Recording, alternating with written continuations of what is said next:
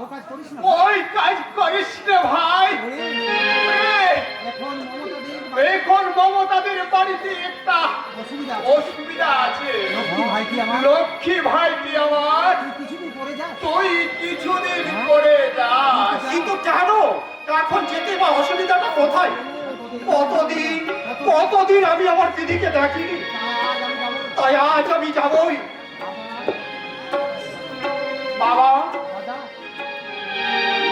দাদা, ফিরে আসার পর তোমরা আমার এই অবাধ্যতার জন্য তোমরা আমায় যা শাস্তি দেবে তা আমি মাথা পেতে নেবো দাদা। তবু আজ আমি আমার দিদিকে দেখতে যাবো। আদর্শ কথা শোন ভাই। আদর্শ না না, যেমন করেই হোক ওকে আমাকে ফেরাতেই হবে। আদর্শ সত্যি করে বলো তো বাবা, আসল ঘটনাটা কি?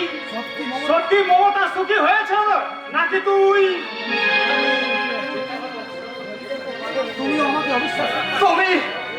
তুমি আমাকে অবিশ্বাস করছো বাবা? বিশ্বাস অবিশ্বাসের কথা রয়েছে আনন্দ। দুই ভাইয়ের মধ্যে কার কথা সত্যি এটাই আমি ঠিক বুঝে উঠতে পারছি না। এর চেয়ে বেশি কিছু বুঝতে চাও না বাবা। শুধু একটা কথাই শুনে রেখো। আদর্শ গুরুজনদের চেয়ে অবাধ্য হয়ে অন্যায় করেছে, তার চেয়ে আমি অনেক বেশি অন্যায় করেছি বাবা। তাই তোমার দুটি চরণে পারলে তুমি আমাকে ক্ষমা করো বাবা, ক্ষমা বাবা। তোমার মতো আদর্শবাদীর ছেলে হয়ে যা আমি কোনোদিন করিনি, কোনোদিন করব তা আমি ভাবিনি পর্যন্ত। তাই আজ আমাকে করতে হলো। তুমি আমাকে ক্ষমা করো বাবা, ক্ষমা করো। কি হলো? ওরা দুইজনেই কি যে বলে গেল আমি কিছুই বুঝতে পারলাম না। তুমি এইটুকু বলতে পারছি যে সত্যি আমার বউটা সুখী হয়নি, কিন্তু আমি কি করব? কি করার ক্ষমতা আছে আমার? আমি অক্ষম, অসহায়, এক বিকলাঙ্গ মানুষ। আমি শুধু পারি ওই ঈশ্বরকে ডেকে বলতে, ওগো দয়াময়, যত দুঃখ কষ্ট আছে সব তুমি আমাকে দাও। বিনিময়ে আমার ওই হতভাগীর মেয়েটাকে তুমি একটু সুখের মুখ দেখাও ঠাকুর, একটু সুখের মুখ দেখাও, একটু সুখের মুখ দেখাও।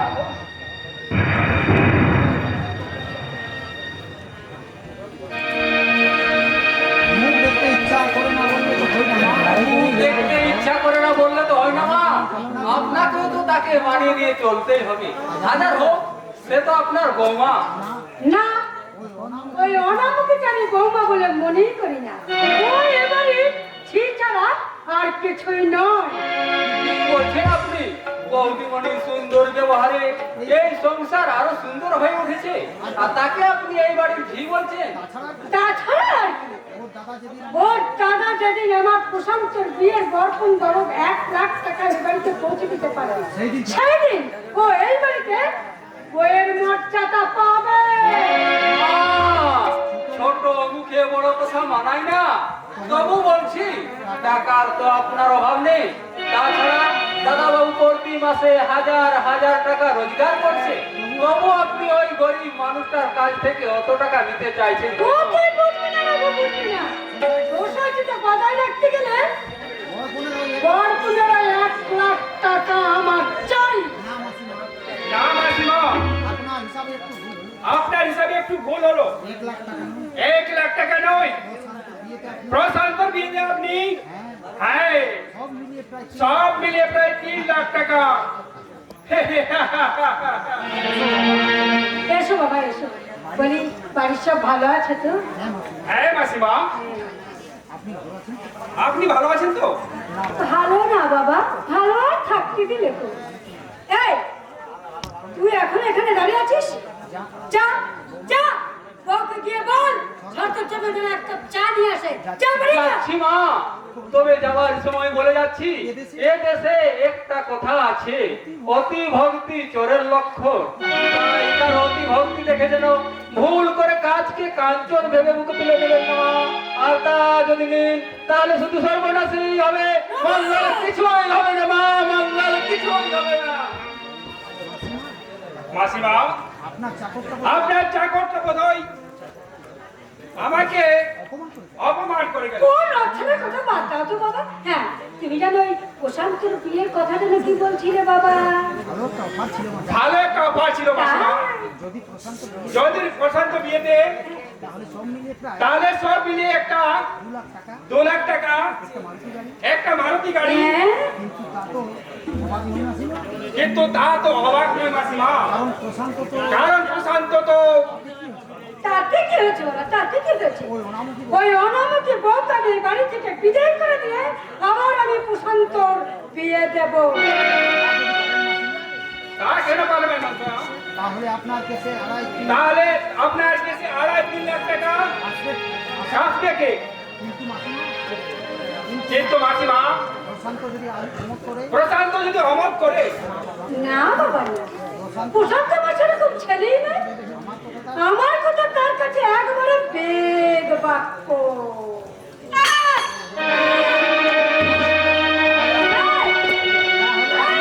তাহলে আমি আপনার বৌমাকে তাড়িয়ে প্রশান্তকে রাজি করান। ওদিকে সব দায়িত্ব আমার। প্রায় 3 লাখ টাকা বর্ষণ বলে কথা। এই তো জাতা ব্যাপার নয় মাসিমা।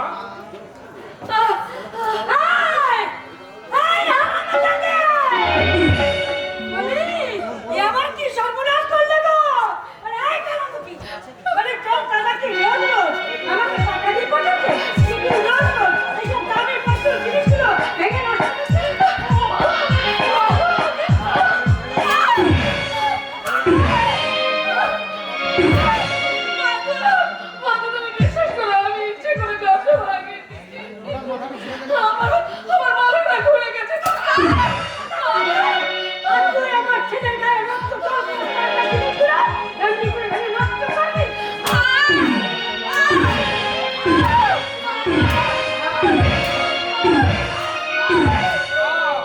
মাসিমা, ওভাবে মারো না।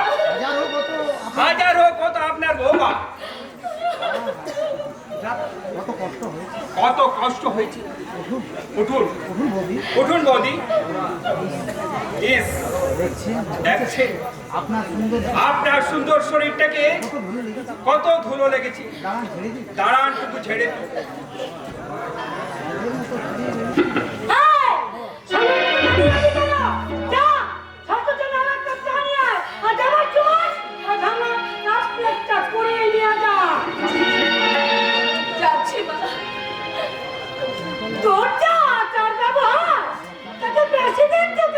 সংসার করতে হবে না।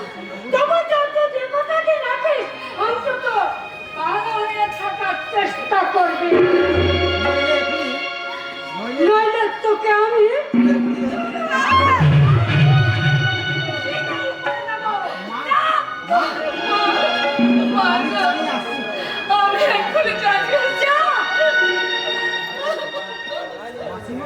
মাসিমা, আপনার বৌমাটি কিন্তু দেখতে খাসা। শুধু পেট ভরে না বাবা, রূপের সঙ্গে আমার রূপাও তো চাই। দিদি, কি আপনারা কারা? বলুন না, আমার দিদি কোথায়? দিদি? কে তো দিদি? আগে আমার দিদির নাম মমতা। যে বাড়িতে তার বিয়ে হয়েছে। বলুন না, আমার দিদি কোথায়? জমে দক্ষিণ দ্বারে। এই যে তারপরে ছোট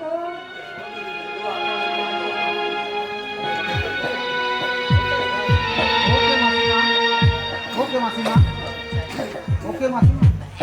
ওকে মাসিমা। এই ছোড়া, হ্যাঁ ছোড়া, এ তোকে এখানে আসতে কে বলেছে? তোকে এখানে আসতে বলেছে রে? আগে তোর দাদা বুঝি? আজকে না, আগে না, আমার দাদা আমার দাদা আসতে নিষেধ করেছিলেন, কিন্তু দিদিকে অনেকদিন ধরে দেখতে পাইনি তো, তাই আমার মনটা বড় খারাপ হয়ে গেছে। তাই দাদার কথা অমান্য করে আমি আমার দিদিকে দেখতে এসেছি। দিদিকে দেখতে এসেছিস? বলে টাকা হাতে করে নিয়ে এসেছিস তো? টাকা? কি হলো বল? কত টাকা পাঠিয়েছে তোর দাদা?